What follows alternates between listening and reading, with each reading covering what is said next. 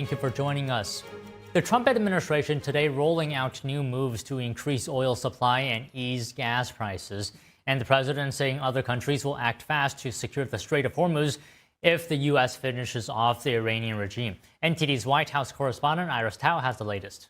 So the Trump administration today announcing that it will temporarily waive the Jones Act, which will require U.S. goods that are carried in between U.S. ports to be carried by ships that are first U.S. built and also U.S. owned, U.S. flagged, as well as U.S. crewed. And in turn, this new ease of restriction will allow goods to be transported by non-American ships, which cost much less to be traveling in between these ports. The White House today saying that this move will mitigate what it calls the short-term disruptions to the global energy market and allow more goods, for example, oil and natural gas, to be flowing to the U.S. more freely. And of course, this comes as the White House press secretary this morning saying that the U.S. Operation Epic Fury has achieved new results, including having hit over 7,800 targets. Here's White House press secretary Caroline Leavitt this morning. Watch.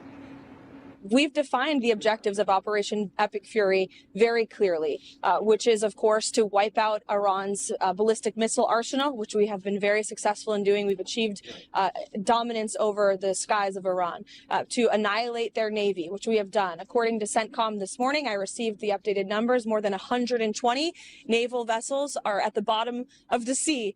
The average U.S. gas prices today sitting at $3.84. In addition to waiving the Jones Act, the Trump administration today also announcing that it's now working with the government of Venezuela to restore and reopen the country's energy sector. And that, of course, the administration says is also to increase the supply of oil globally and to stabilize the global oil market. President Trump has, as we know, called on countries including China and also U.S. allies like the U.K., France, Germany, and some Asian countries to help the U.S.